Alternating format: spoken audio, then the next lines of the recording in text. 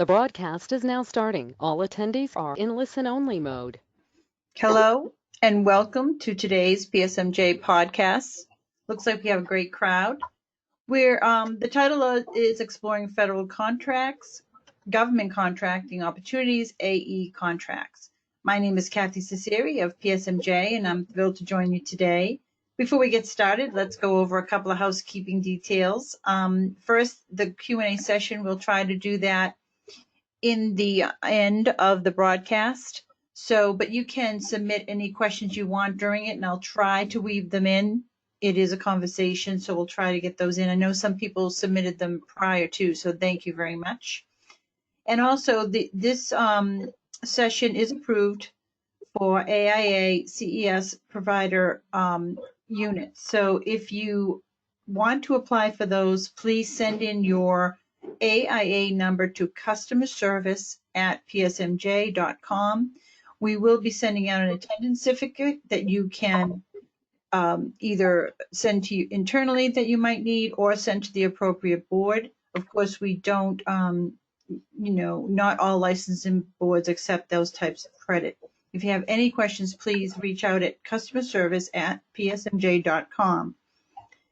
And I will send out an email with a recording and information that comes up during the conversation.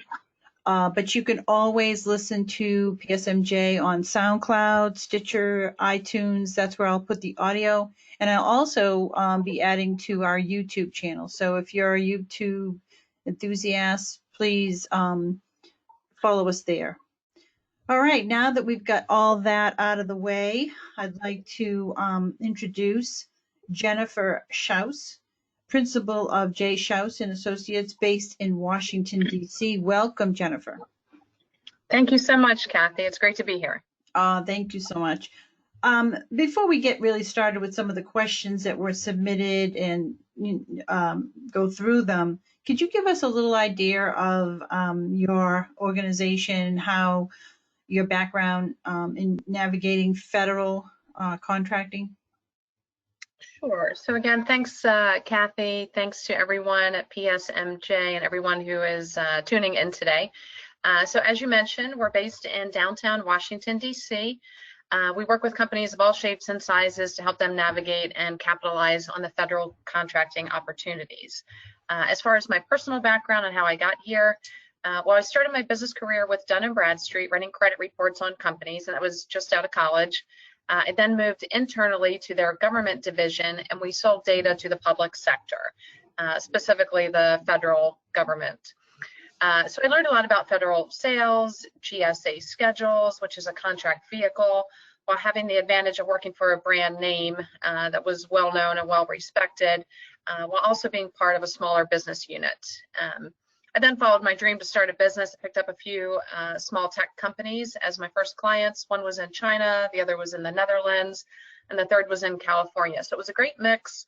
And I was then able to leverage both my knowledge and relationships and bring value to these firms. And particularly with these firms, I was also able to leverage my location of being right here in Washington, D.C. And the business grew from there, and I took on clients of various shapes and sizes, various industries, including additional tech companies, as well as engineering. But we do continue to be, I'll say, industry agnostic.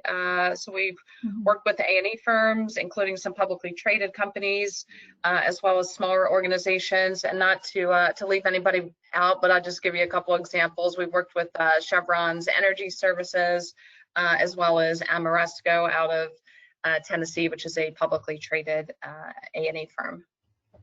Okay, great. So I think you know of which you speak. So let's get into some of the questions that have been submitted. And I have to let you know that not all of our clients, the people that come on the phone, are deal with the federal government. They might have tried, they didn't, they weren't successful, or maybe they do and they just want to get better at it. So just give you an idea of our base. But so given how the federal government procures AE services, what do you see, and our firms are usually 200 or so people. So what do you see as the best opportunity for something, we'll call them small businesses? Mm-hmm. Sure. So great question. And businesses are either, it's very black and white. You're either small or you are large. And this is dictated and we'll say regulated by the Small Business Administration, SBA. And it's based on your primary industry. So if your primary industry code aligns with architecture and engineering, the cutoff for that could be 200 million per year in average sales over the last 5 years, or it could have a designation of 500 or less employees. That would mean that you're a small business. So that's how the federal government defines small business. And it's very important to know if you are or are not a small business, because small businesses will have certain advantages. But let's rewind a little bit and just talking about how the federal government purchases professional services, more specifically A&E services, and then opportunities for these small businesses. So if you took a pie chart and you labeled it how the federal government purchases, you probably have and possibly could have 10 or more slices to the pie. Most often, I'll say the federal government will post a solicitation, meaning this is an RFP, request for proposal, request for quote, that would be an RFQ, and RFI, request for information. So basically anyone with an internet connection, whether you're in Boston, Italy, or San Diego, can log on, or even, well, I did say something out of the country there. So anyone can log on to what is now betasam.gov and look for these opportunities. Some of them may require past performance, others can be written so that new entrants to the field are then able to respond to the solicitation with a proposal, which would include a narrative, a technical piece, and a pricing component. So that's just one slice of the pie. There's other ways that that the government purchases. Some of those would include set-asides for women-owned, veteran-owned, service-disabled veteran-owned, hub zone, which is a geographic location that's very specific. And then other slices still on the same pie chart of how the federal government purchases could include some sole source contracts, meaning that there's really only one company on the planet that is able to deliver this specific product or service. And then there are some non-FAR, F-A-R, Federal Acquisition Regulation purchases. I don't want to go too far into the weeds, but we'll talk about the FAR perhaps a little bit later. But small businesses have a great advantage in federal contracting, and this is why it's very appealing, I think, to small businesses. So every federal department has a small business goal, which turns out to be a percentage of contracts that they must aim to award directly to small businesses. And that rough estimate is going to be about 23%. So at the end of the fiscal year, the federal government will grade each department. SBA actually creates what's called a scorecard. So this intelligence, this data is actually out there and available, again, for anybody with an internet connection to take a look at. So let's just say you are a small women-owned business. You can look and see that, you know, Homeland Security did a great job in awarding contracts to women-owned businesses. So that could be a potential area that you want to target. Another way to look at it would be the converse, and maybe you see that Department of Energy did not do a good job with awarding contracts to small women-owned businesses. So perhaps you can use that as an angle to encourage them to contract with you to get their score up. And then we can also get into subcontracting, where large businesses then are required to parse out a certain percentage to small businesses as well.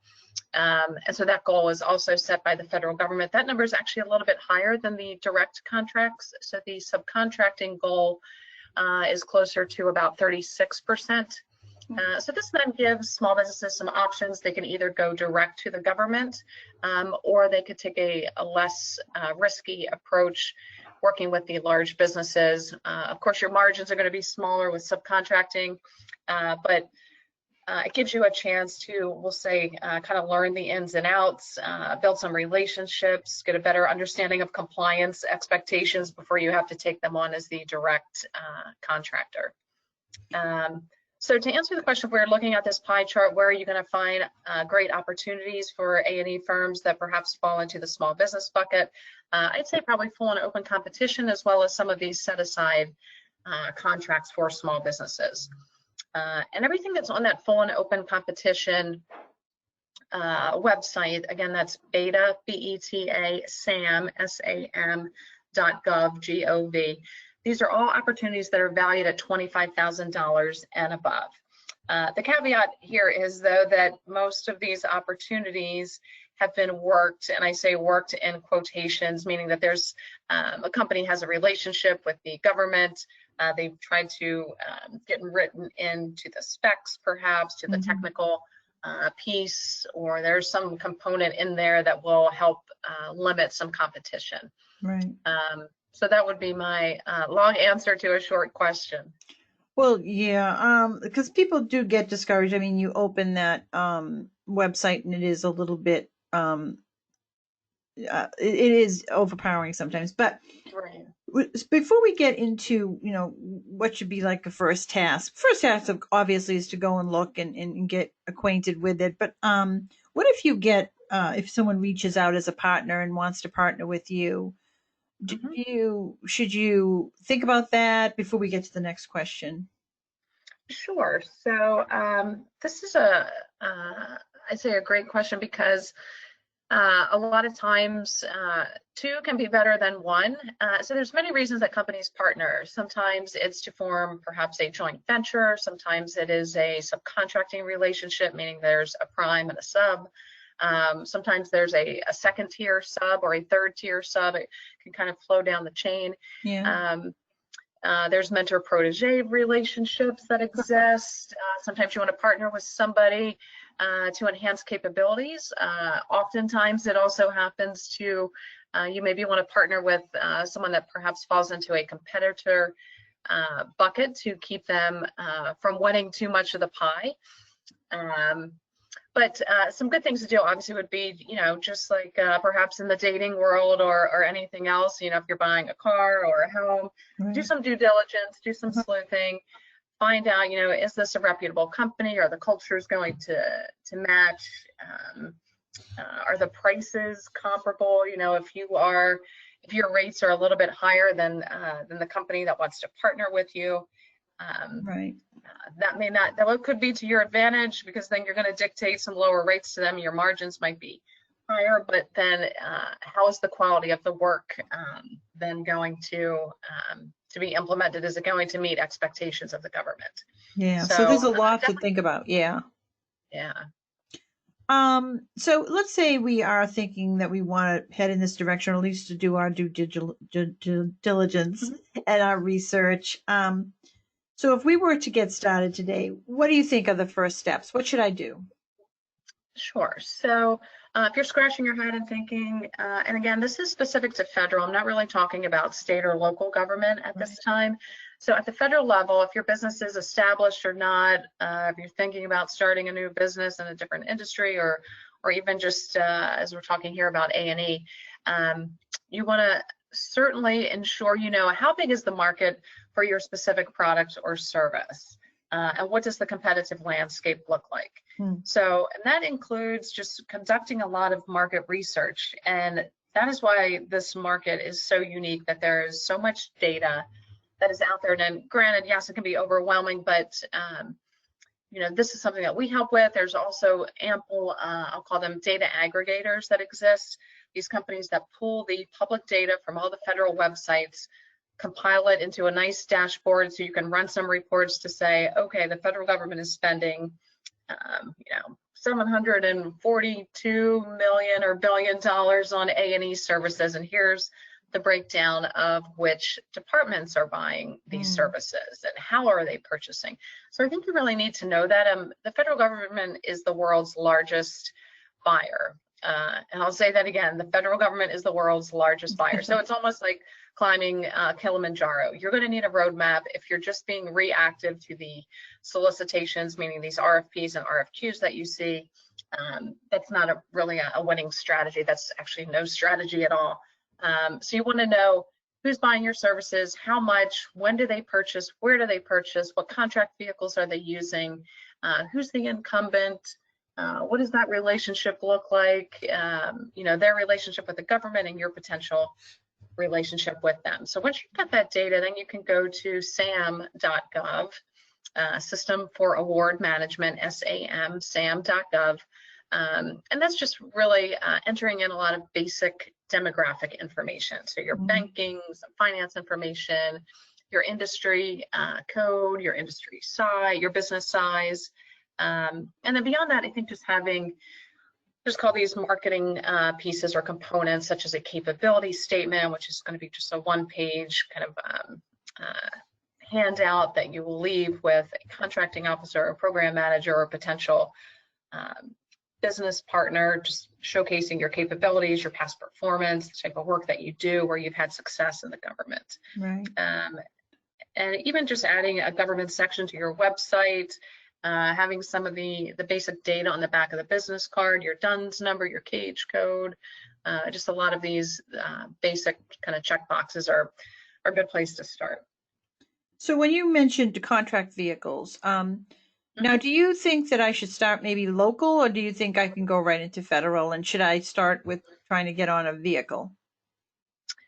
Yeah, so for smaller companies, and I mean truly small, maybe it's a 1, 2, or 3 person shop. Sometimes it does make sense to start out at the state and local level. So if your business is incorporated in Alabama, it probably would behoove you to register on alabama.gov, as well as the county that you're in and city, and register to receive these RFPs. That will that kind of flow is kind of what happens at the federal level. The contracts probably will not be as big, but you'll still get immersed in kind of just all the paperwork, the nuances of working with the government. And then you can use that as past performance for the federal level. Oh, okay. So yeah, so for example, if you're working at, let's just stick with this example, state of Alabama, their health department, and you're doing a great job there, and you decide, hey, we want to go a little bit bigger than the federal government, you'd probably want to then explore opportunities at the federal level within perhaps HHS, because your past performance would then be a nice parlay into federal. Now, do you think that it seems like this is a long process? Do you think, can you give us an idea of, is it worth it? Do you think it's more stable? Should we go 100% federal government? Should we mix it in with our private business? How do you see it? Yep. So I'm a big fan of diversification, not only for retirement portfolio, but also just as a general business practice, not putting all your eggs in one basket. Federal has seen an uptick, particularly this year, as far as companies wanting to enter the market, because they realized during a pandemic, during time of war, during floods, hurricanes, 9/11, natural disasters, the federal government is still working. DC does not skip a beat. So in fact, they end up typically buying more in these times. So the businesses that are tethered to the government, that have that heartbeat of a contract, are still working, albeit remotely. They have not really missed a beat. Now, granted, occasionally there is a shutdown when the parties cannot get along and decide on budgets, but generally speaking, it's a pretty safe market once you're in. Now, it does take a long time to get in, but once you're in the rotation, you've really got to screw up bad to lose your contracts. So what are we looking at? Are we looking at 5 years out? Should it be in our long-term strategy? So when we're doing our strategic planning, should we maybe put that in this year and so forth? Yeah, so typical sales cycle, let's just say you've got, I don't know, maybe a couple perhaps experiences at the state and local level, and you're deciding to get into federal, it's probably going to take you anywhere from 18 to 24 months before you land your first contract. Now, there are, as in any industry, some one-hit wonders. You may get lucky. You may, just go in really low with a price and win something, but you're not going to have any margin, and you're going to get in there and just build a relationship and get a footprint at Is whatever that a good agency. idea to do that? Some companies do it, Yeah. but only if they have other business, let's say commercial business that they know is sustainable. Okay. Okay. But yeah, I mean, it can certainly be a great long-term plan, 5 years out, 10 years out, because these contracts are multi-year contracts. Right. Again, if you do a good job and don't get booted out for poor performance or anything along those lines. So let's say you are an engineering or an architecture firm, and you're very you're very differentiated. You're different. You have this expertise. Would you look at that as as something that sets you above, or is that something that's not considered? So yeah, if you have, I don't know, a special gizmo or gadget, or you have a Right. specific service that perhaps nobody has, if we go back to that pie chart of how the government purchases, there's a small percent that usually lands in the bucket or in the pie slice of sole source, again, meaning that there's only Right. one unique provider on the planet. So these contracts are a little bit tricky. It's almost a double-edged sword, meaning that if you do want a sole source contract, then there could be some protest, meaning other companies say, hey, we can actually do this as well. Right. We don't have a gizmo, but we have, something else that will give you the same result. So sometimes those are protested, and then it through sometimes litigation, I think, just gets extended and extended or drug out until you actually get the award. But having something unique, as long as the government needs it, as long as you're solving a problem, as long as they trust you and you've built that relationship, and you have a way or a contract vehicle for them to get to you, it can certainly be a bonus. So I know we talked a little bit about women-owned and veteran-owned in that way, but how about when we work with the government, do they look to see if we're diversified, or is that something that they consider? Sure. So if you're talking about just the general makeup of the company, Right. is your board of directors diverse? Not necessarily. The government's typically buying for a couple reasons. Number one is going to be, and this is really going to be in no particular order, but the government is risk averse. So they want somebody that they can trust, that is credible. So usually, as I was mentioning earlier, I started my career with Dun & Bradstreet. It was easy to call the government. Hey, this is Jennifer Schaus from Dun & Bradstreet. They're going to take my call. If it was Jennifer Schaus from ABC Company, or Joe's Hardware, you're probably not going to get an answer or a call back or a reply to the email. So having a brand name, or having built a relationship over a series of, as I mentioned, 18 to 24 months, that's one we'll say box to tick. The Right. second is the reason the government will purchase is your past performance. What have you done that's relative to what they are trying to purchase or procure currently. Number three would be basically value-based pricing, unless a contract is specifically stating something different, and something different I'll put in parentheses here, which is LPTA, lowest price technically acceptable.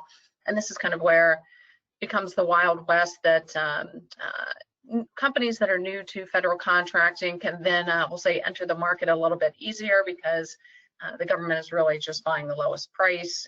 As long as they meet the basic specs, it doesn't really matter if they have past performance or not.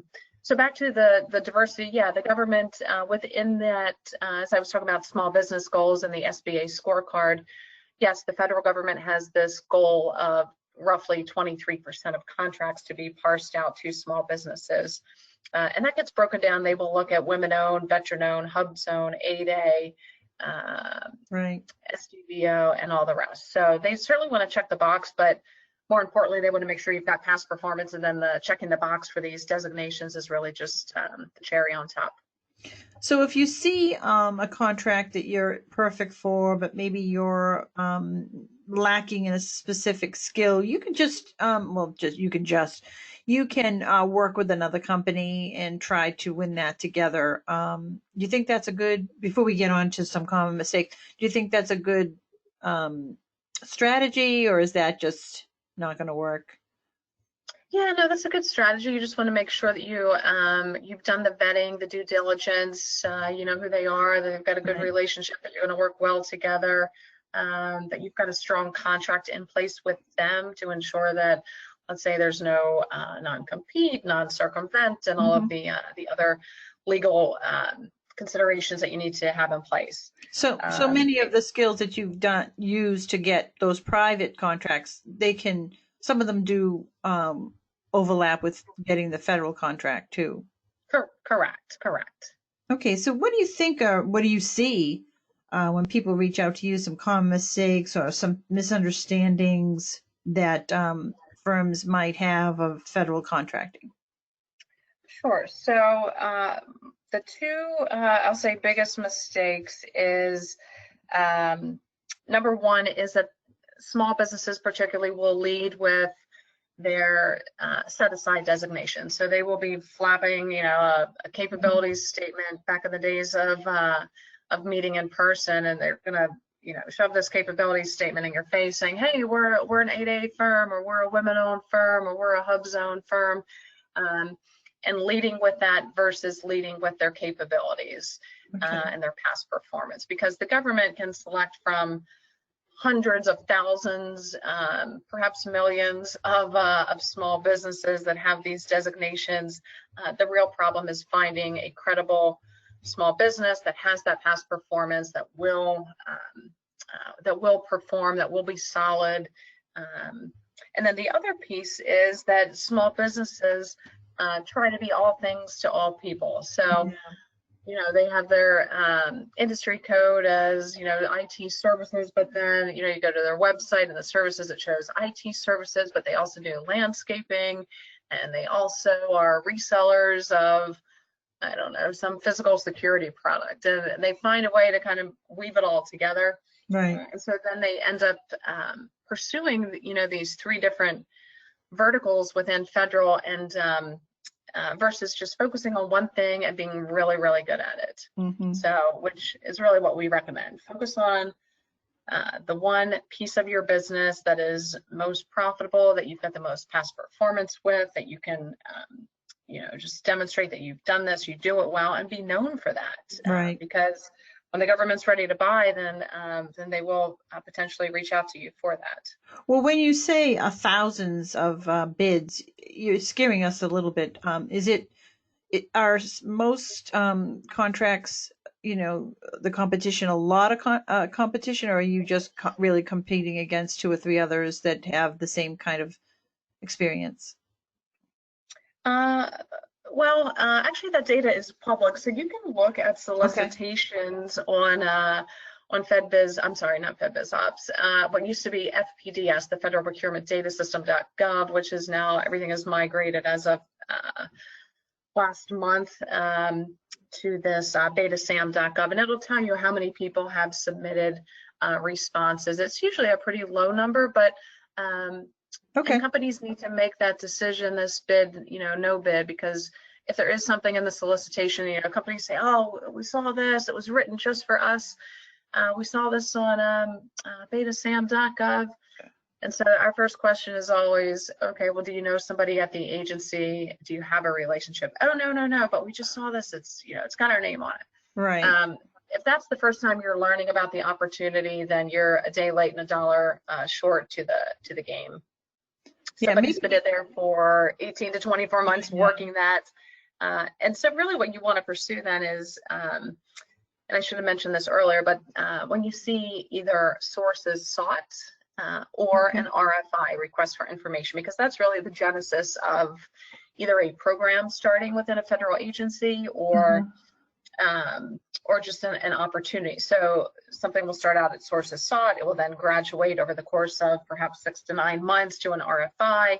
Once the government then gets all that RFI information from the various vendors, that's where you're going to have dozens and dozens of companies responding. And then eventually it may or may not then graduate to an RFP or RFQ. So you've had then months and months to get in there and start building relationships and to help shape the opportunity. So maybe we can share some of those links with the audience in that follow-up email that I send out, if that would work. That would be great. Sure. Someone asks, I have a couple of questions before we move on. I'd like to get to them. One of them brings up risk. Michelle, what is the risk involved with contracting with the federal government as far as liability standpoint? Is litigation relatively low? I'll say generally speaking, yes. The biggest piece of working with the government, we know this from just renewing driver's licenses or trying to mail something, a package, that, there's so many forms and boxes to tick and compliance and reporting. So contract administration is essential. Once you've done all that upfront outward-facing sales, marketing, business development, and you've landed the contract, the risk is really just in the reporting, as well as just ensuring that just for general business purposes, that you're not going to lose the contract to somebody that comes in when your contract comes up for recompete and they, come in at 20% lower than your prices. Someone asked again, also about email notifications, FBO.gov. They used to be able to get, Do you know anything about what this functionality, if when they'll be rolling that out, or? Yep.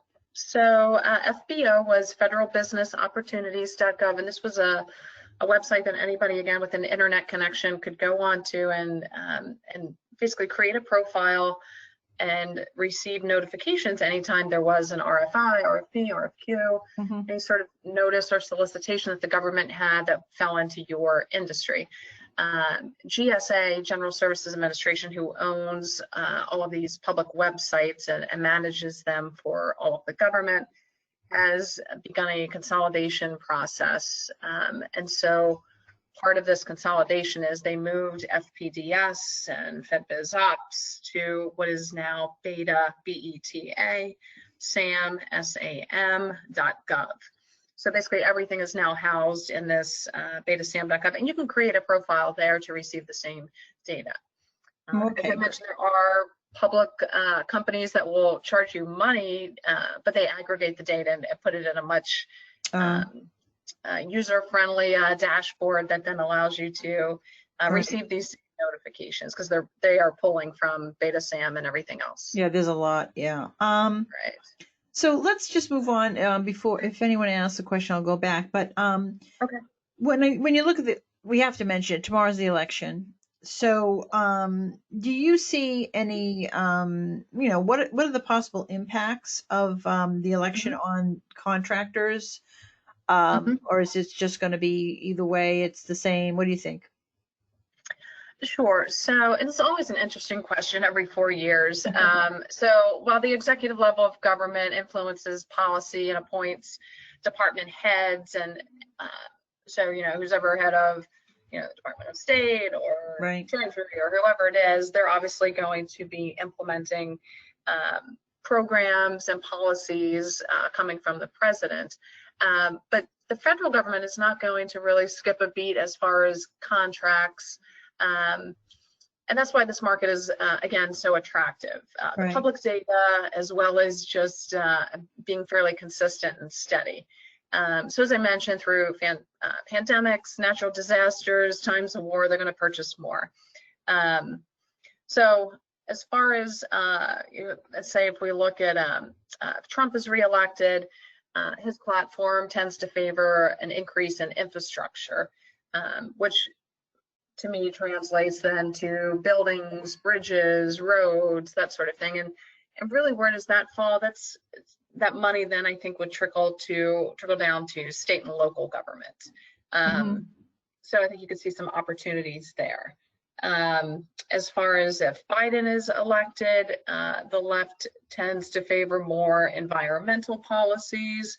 So anyone that perhaps is working or has a slant for, green or clean tech sector, you could see perhaps some more opportunities there. But I don't think that the pendulum is really going to swing too far one way or the other, regardless of who it is.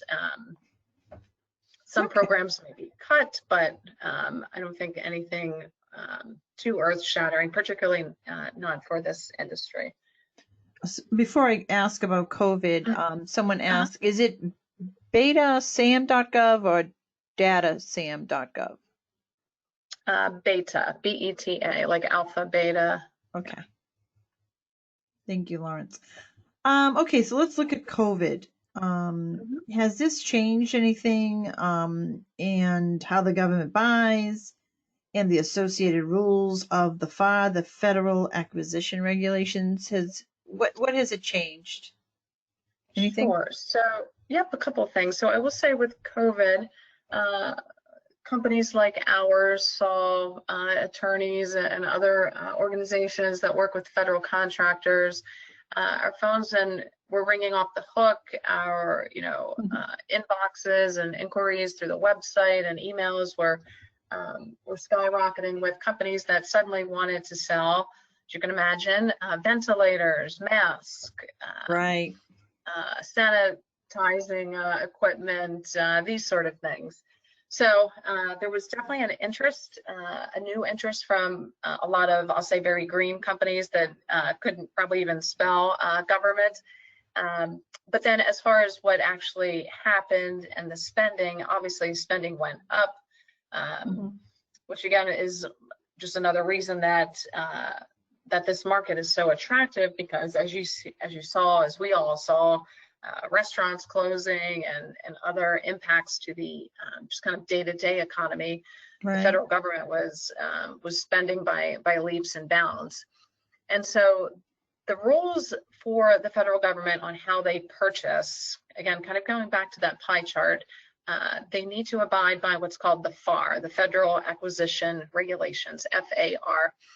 And we do a series every Friday covering each part of the FAR. It's a webinar series. It's complimentary. They're all recorded. And they're all on our YouTube channel. But this will dictate, and there's 52 parts of the FAR. Each part is kind of like a chapter.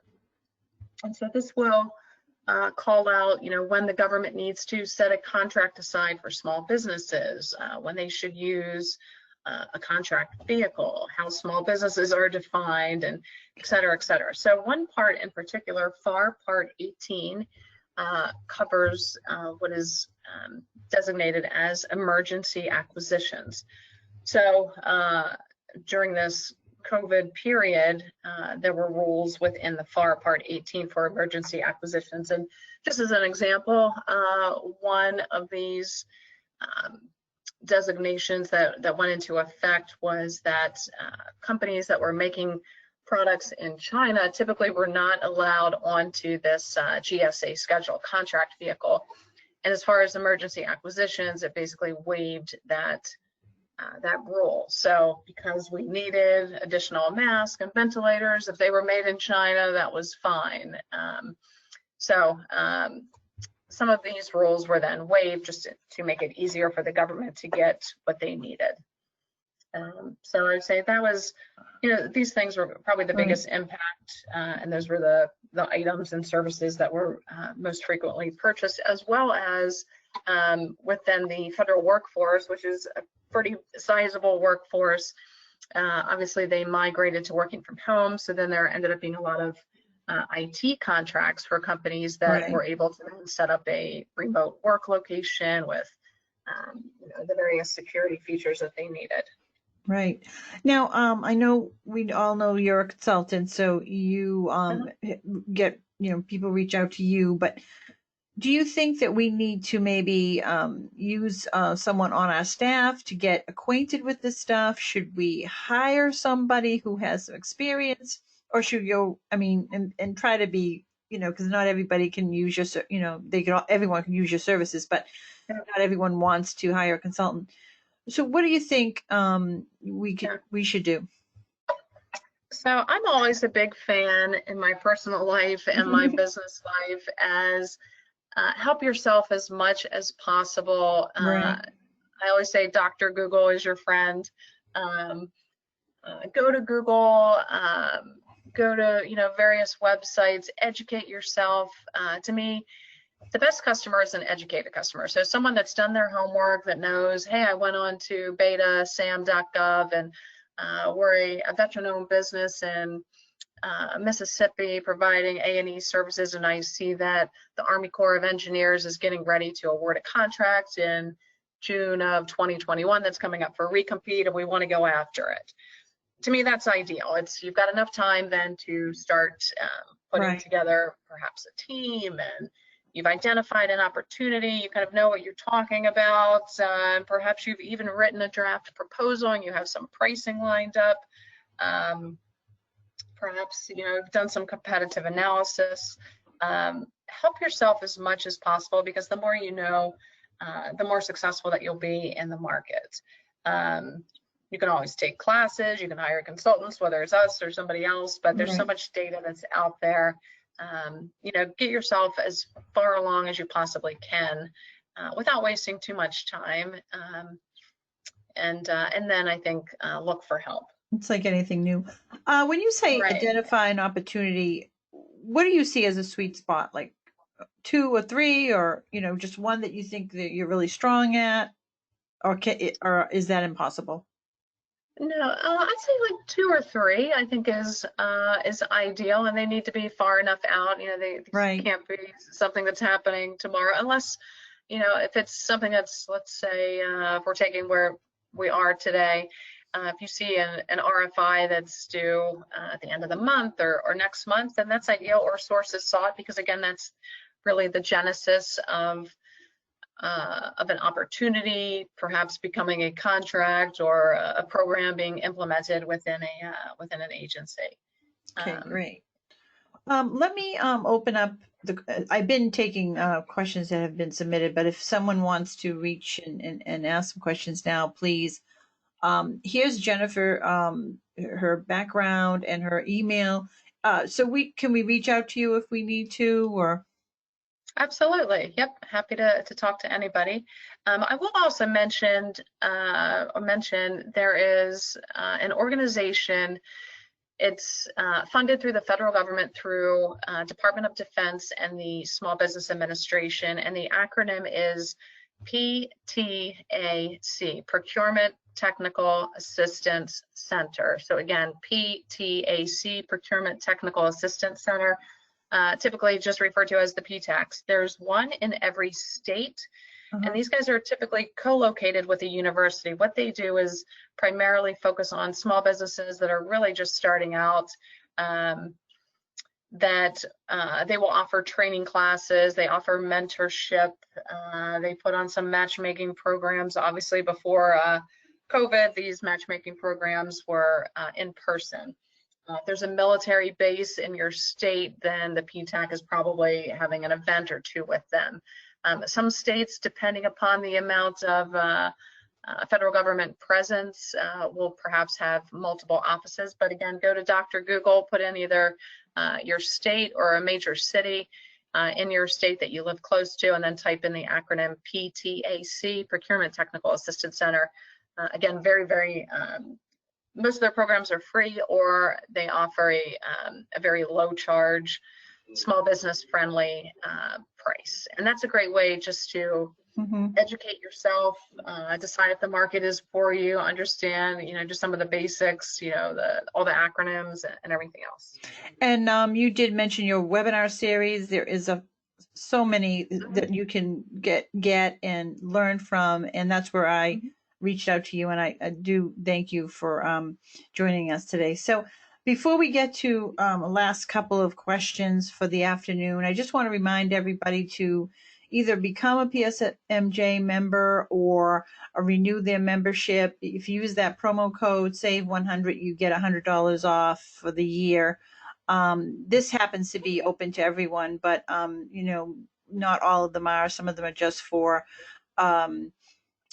members. So please think about that. And let me just put up Jennifer's information for us. So we have a couple of questions, and please put in your questions, but So we still have a couple of minutes, but so people really do want to know what the trends are. Someone you're right there, you see it. What do you think coming over the horizon for 2021? What kind of trends do you see that might help us in architecture, engineering, and construction? Sure. So again, I think some of it will be dictated by what happens tomorrow, if we have a clear-cut a winner or not. But some of that could then be encouraging for your industry with, again, some of the funding perhaps for infrastructure moving to state and local. So you'd have to kind of follow the money there. I'd say just because of everything that happened with COVID, I think that the government, federal government, perhaps could be leaning to allowing more of a remote workforce. So some IT projects, obviously it's not your industry, but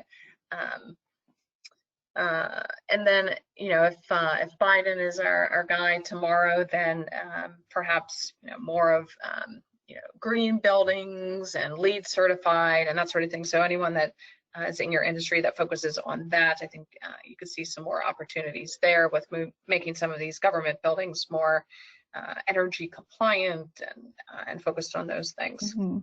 How does that look with the national parks? Is that going forward, you think, with either one, as far as fixing the roads and the buildings and so forth? Yeah, I mean, as far as national parks, I'm not sure, you know, how that would translate in either administration. And again, we're industry agnostic, so we deal with a little bit of everything. So I'm master of none, but know a little bit about each. And we can, you know, we have access to the data as well and various reports that we can run. So, you know, it can easily pull something that's custom for a company that is in this industry, that, you know, is located in a certain geographic territory and wants to know what federal opportunities are right there in their backyard, or perhaps maybe you've got offices all over the country and you want to go after them that way. All right, great. All right, so finally, you know, what's the advantages of selling it to the federal government? I mean, people on the call, I mean, I think they're trying to look at stability. They're looking at long-term success. What do you think? Yeah, federal government gives you all of these things that you just mentioned, Kathy. Stability.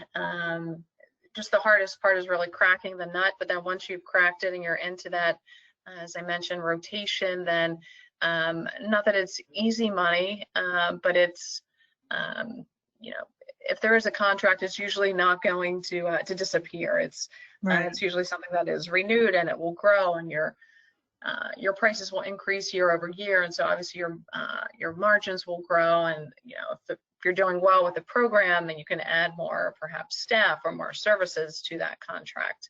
And then I think even with, you know, if you're truly in business as an entrepreneur, as a true business person, then I think when you get to the point of trying to perhaps sell your business at the end, it becomes more attractive, because in the commercial world, you don't know if your customer is, you know, particularly in this day and age, if your end client is going to still be in business after COVID.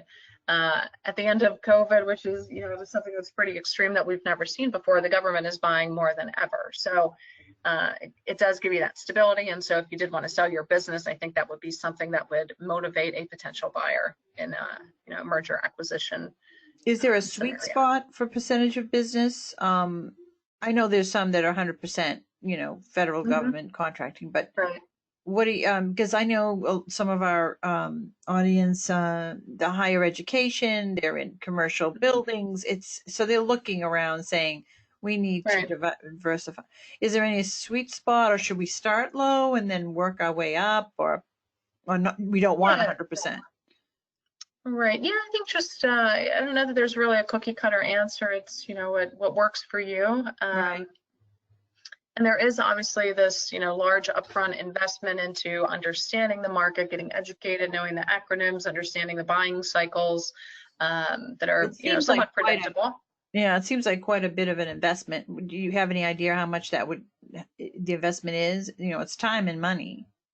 Right. So, I mean, depending upon the size of the company and really how big your appetite is, and once you've conducted a little bit of market research to say, okay, the market is this big, there's, X Mhm. amount of dollars in specific contracts, and you can actually, I mean, that data is available. You can have a concrete number that says the federal government buys X in architecture and engineering services, and then further segment that by agency and department. Right. Do you want to then hire 5 sales reps, or do you want to train your existing commercial sales reps to also delve into federal? Or Right. a lot of those decisions need to be made just based on the company, their business temperament, their tolerance for risk, the capital that they have access to, and these sort of things. But I'd say definitely start small, win from your successes, and like a snowball, it'll eventually grow if you're doing all the right things. Yeah. Is there any tricks that maybe you can tell us? Maybe do we need to hire someone who's worked in the government before and maybe knows people? I mean, how do we network? That's like a lot of people tell us, well, you need to network, get to know people. What's the best, especially COVID now? So what Right. would you say is the best way to do that? Introduce ourselves into that world.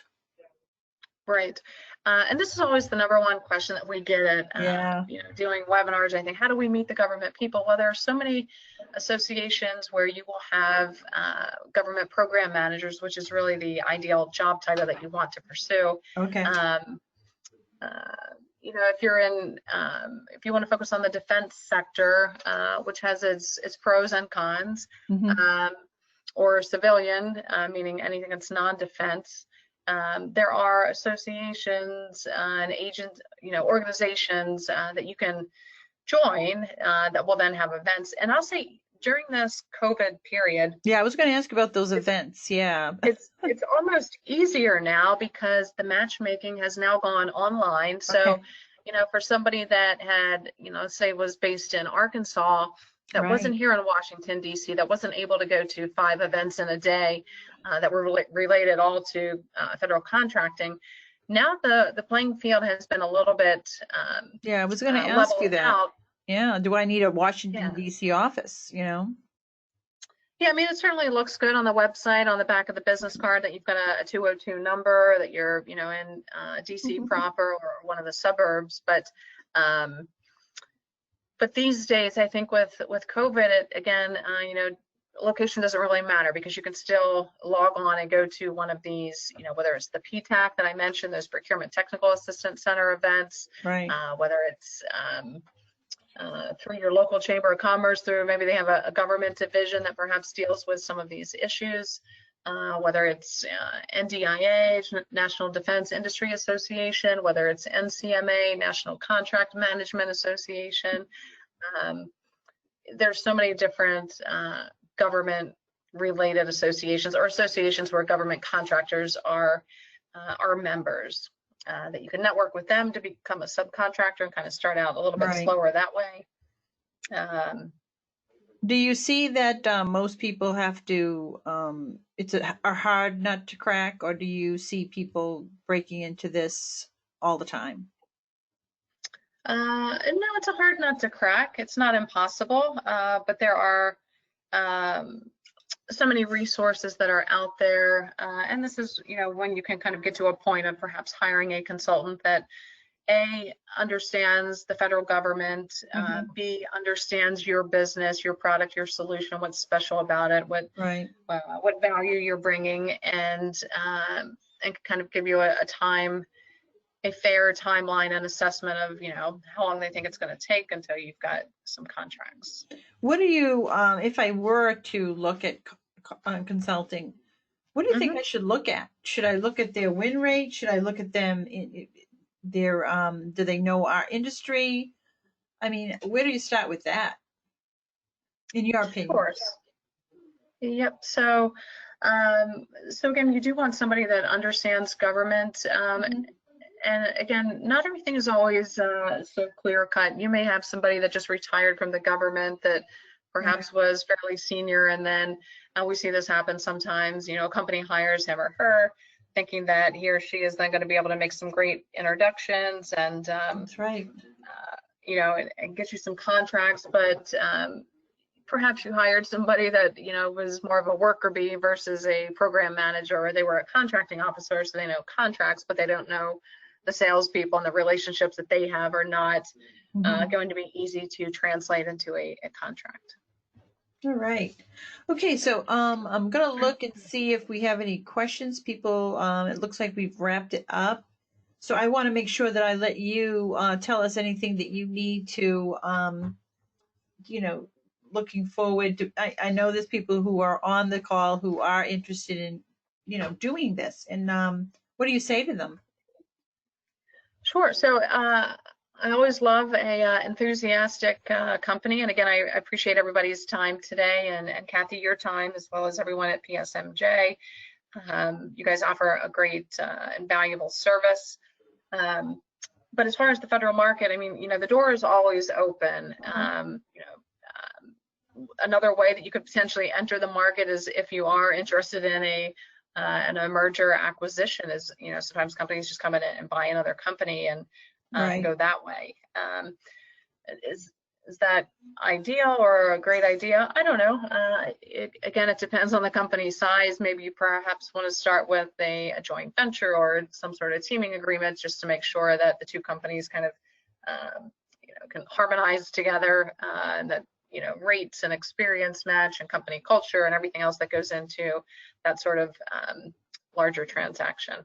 But again, the door is wide open. The opportunities are there. It is competitive, but the more that you know and educate yourself, the better you're going to be able to play the game.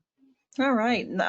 And my background, I've worked with companies that have dealt with the federal government, and once you're in there. But it's you have to look for certifications and look for something that you can do that and make yourself better. But I think the people, and maybe you could address this, if you're good at what you do, the government is going to want to have that. Do you think that's true? Or Absolutely. And if you've got good customer references, particularly if it's quasi-government, state and local SLED market, state and local education, those typically translate well into the federal government. Or if you've worked, if you've been a sub to the big guys like the Lockheed, the Raytheons, Northrop Grumman, these sort of kind of standard government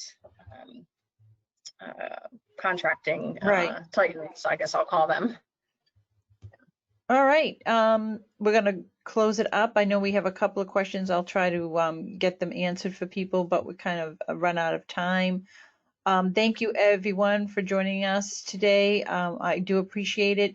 And you can still send us your questions, or Jennifer says you can send it to her, so that's great. I would encourage you to go see those webinars. There's so many, and you can find, which part you want to see, part 18 or some other part, to clarify. And they were gracious to me when I called, so thank you so much. Great. Thanks, Kathy, and thanks, everybody. This was a lot of fun, and happy to answer any additional questions that anybody has. Oh, thank you so much. Everyone have a great afternoon. Thank you.